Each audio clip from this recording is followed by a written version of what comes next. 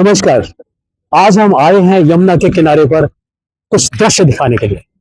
आज यमुना की सफाई का कार्यक्रम चल रहा है।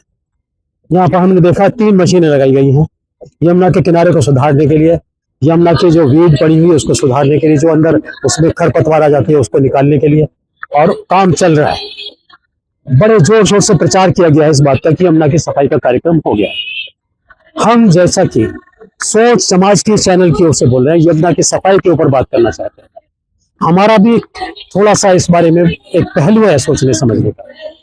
यमुना की सफाई जो प्रचारित की जा रही है, ये वाला काम तो समय समय पर अक्सर होता रहा। पिछले दिनों हम यहाँ थे, यमुना आरती करते थे, तो हमने देखा था कि यहाँ पर एक कैनाल बनाई गई थी बीच में, ताकि पानी सुगमता से निकल जाए और वहां भराव ज्यादा ना हो, क्योंकि बीच में यहाँ पर टापू बने हुए हैं, उसकी वजह से पानी रुकता है, स्तर बढ़ जाता है।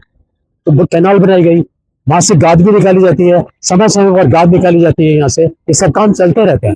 ऐसा कोई अनोखा काम नहीं हो रहा है जो हमने यहाँ आकर देखा है, जो पहले कभी हुआ नहीं।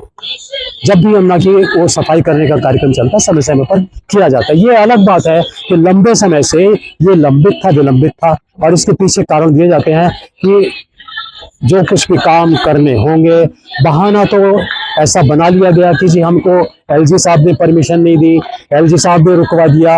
इसके पीछे सच्चाई हो भी सकती है और इसके पीछे एक बहाना भी हो सकता है, लेकिन बहाना हो तो सच्चाई, असली मकसद तो यह है कि यमुना की सफाई होनी चाहिए। और हम एक बात बता दें, आपको याद दिलाना चाहते हैं कि यमुना जो है, इसका मामला संवेदनशील होता है, और जो नेता होते हैं हमारे, वो भी इसके प्रति अपने संवेदन होते हैं। यमुना यमुना करते हैं, कब से करते हैं मैं याद दिला दूं। बहुत पहले हमारे एक मंत्री हुआ करते थे, जगमोहन जी। बहुत ही चर्चित प्रचारित मंत्री थे वो, जो काम हाथ में ले लेते करके रखते थे वो, और बड़े बड़े काम कारनामे उनके नाम पर जुड़े हुए हैं दिल्ली में और कश्मीर में, और वो करते ही भी थे काम। मैं मानता हूं इस बात को। उन्होंने भी बोला था जब वो मंत्री बने कि मैं इंडिया गेट से और यमुना तक ऐसा रास्ता बनाऊंगा कि लोग यहाँ पर रोज सुबह टहलने आएंगे, यहाँ पर वॉक करने आएंगे, मॉर्निंग वॉक करने आएंगे, और सुबह शाम आनंदित होंगे। लेकिन वो कर ना सके, काम अधूरा ही रहा, क्योंकि इन सब कामों के लिए न केवल विशेष इच्छा शक्ति की, बल्कि बहुत सारे प्रयोजन की भी आवश्यकता होती है, और किसी के हाथ में वो नहीं होते। इस कारण से या उस कारण से वो टलते रहते हैं, और उन्होंने टाले, और अब तक टलते रहे हैं। और अभी भी जो ये काम हो रहा है, मेरी निगाह में ये टालने वाला ही काम हो रहा है। ये मशीनों से जो सफाई की गई है, की जा रही है, ये तो होती रही है, और इससे यमुना की सफाई जिसको हम मानते हैं वो नहीं होने वाली है। मैं कहना चाहता हूँ, 1 महीने बाद, 2 महीने बाद, 3 महीने बाद, और 1 साल बाद भी मैं यहाँ से आपको सैंपल निकाल कर दिखाऊंगा इस यमुना के, और पूछूंगा आपसे कि कितना साफ पानी हो गया है यमुना। जब तक यमुना का पानी साफ नहीं होता, तब तक यमुना की सफाई का कोई उद्देश्य पूरा नहीं होता। ये जो सफाइयां हो रही हैं, ये इसी तरह की हैं जिस तरह की कई बार कहा जाता है ना कि असुंदर से असुंदर व्यक्ति भी यदि मेकअप कर ले, अच्छे अच्छे कपड़े पहन ले, तो वो भी सुंदर लगने लग जाता है। और ऐसा ही मेकअप किया जा रहा है यमुना मैया का।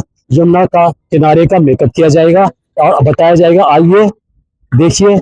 मैं तो समझ रहा हूँ कि इसी बात के लिए बहुत प्रचार करना चाहिए था कि आइए देखिए वो मशीनें कैसे चल रही है, कौन कौन सी हमने मशीनें लगा दी हैं, किस किस तरह से वो काम कर रहे हैं, किस तरह वो रास्ते में पड़े हुए। अब मैं देखा हूँ यहाँ पर, मैं तो बहुत बार अब यमुना के किनारे आता रहा हूँ, पिछले 1.5-2 सालों से लगातार यहाँ आता हूँ। मैंने तो यहाँ पर वो सफाई वाली चीजें देखी नहीं, और किनारे पर जो यहाँ पर पड़ा होता था कचरा वचरा, अब अगर कैमरा घुमाएंगे तो आपके सामने यहाँ पड़ा दिख जाएगा। वो क्या नाम है, पॉलीथीन पड़ी होती है बहुत सारी बार, बहुत बार हम भी आकर साफ कर जाते थे। लेकिन इन सब चीजों से यमुना साफ नहीं होती है। हमने देखा है कि एक हमारे बहुत बड़े संत हैं, श्री श्री रविशंकर जी, वो अक्सर आया करते हैं अपने बहुत हजारों लोगों के ट्रुप के साथ, सरकारी लोग भी आते हैं उनके साथ, और यमुना में 10 क्विंटल दूध डाल के चले जाते हैं, कहते हैं यमुना शुद्ध हो गई। क्या मजाक किया जाता है यमुना के साथ। इस यमुना में जो इतनी मैली कुचैली और दुर्गंध युक्त हो चुकी है, 10 क्विंटल दूध डालने से क्या वो शुद्ध हो जाएगी?